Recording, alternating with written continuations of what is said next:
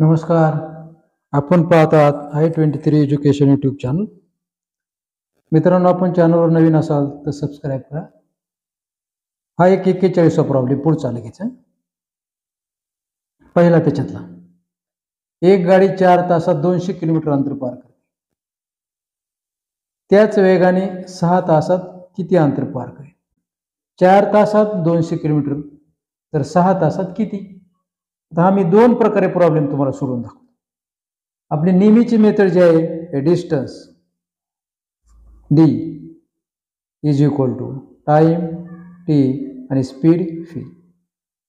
किती डिस्टन्स आहे? 200 किलोमीटर. हे 200. टाइम हे 4 तास, बरोबर. आणि फी लिहितो.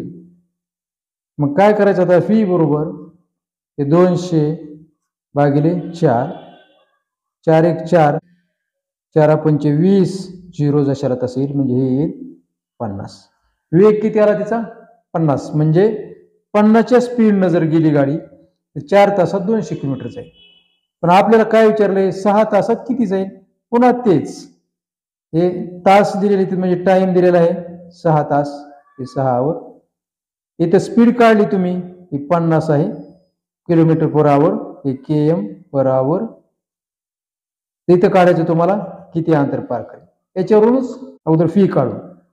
मग काय करणार? डी इज इक्वल टू हे T V is equal to T आहे किती? 6 तास, आणि फी आहे हे 50, बरोबर. त्याच्यावरून काढायचे, गुणाकार करा 6 आणि 50चा.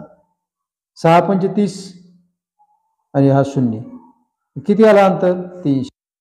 हाच प्रॉब्लेम आणखीन सोप्या पद्धतीने ह्याच्यापेक्षा बी सोडवता येईल. हाच कसा सोडवता येईल बघा, एकदम सोपं आहे. 4 तासात 200 किलोमीटर जाते. हे 4 तासात किती किलोमीटर? 200. तर 6 तासात किती जायला पाहिजे? हे 9वी 10वीला शिकलेलं आहे तुम्ही. त्याचा तिरकस गुणाकार करा असा. 4 गुणिले question mark is equal to हे 200 गुणिले 6. मग हे question mark is equal to हे 200 गुणिले 6 आणि डिवायडेड हे 4. बघा, त्याला कट करा आता. 4 1 4, 4 5 20, हे 50 राहील इथं. 50 आणि हे 6 बरोबर ना, 6 न 50 ला गुणा. बघा, 6 0 0 आणि 6 5 30. क्वेश्चन मार्क म्हणजे काय? 6 तासात किती अंतर पार करेल. हे तर डी किती आला? 300 आला. दोन्हीपैकी कोणतीही पद्धत तुम्ही वापरू शकता, एकदम सोपी पद्धत आहे. हा क्वेश्चन 41 मधला पहिला झाला. आता हे 41 मधलाच मी दुसरा सोडून दाखवतो, असाच आहे. हा दुसरा पुन्हा 41 मधला, एक गाडी 60 किलोमीटर वेगाने 5 तासात 300 किलोमीटर जाईल,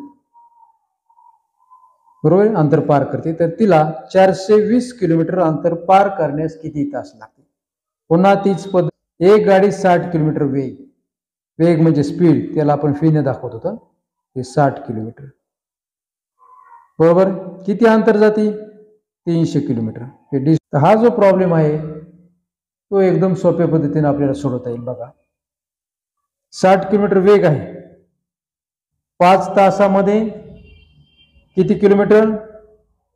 300 किलोमीटर, बरोबर आहे.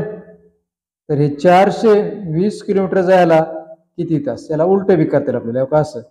300 किलोमीटर 5 तासात, तर 420 किलोमीटरला किती लागण टाइम किंवा किती तास लागतील ती काढायची. तिरपट गुणाकार करा मगाच्या सारखा. हे असा काय येईल? हे 420,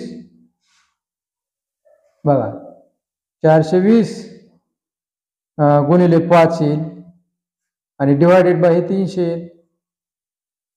हा 0 कट करा, हा 0 कट होईल, बरोबर आहे. 5 1 5, 5 6 30, 6 आले वर आले, 42 खाली 6 राहिले. पुन्हा 6 1 6 आणि 6 7 42. किती येईल? हे 7 आवर्स लागतील तिला. म्हणजे 7 तासामध्ये हे 420 किलोमीटर अंतर पार करेल. ही बी सोपी पद्धत आहे. पुन्हा तुम्ही वेगळ्या पद्धतीने सोडवण्याचा प्रयत्न करा. डिस्टन्स, टाइम, त्याच्यानंतर स्पीड असं मांडून बी जे आपण पूर्वी सोडविला त्याच्यानुसार बी सोडून बघा. So thanks for watching.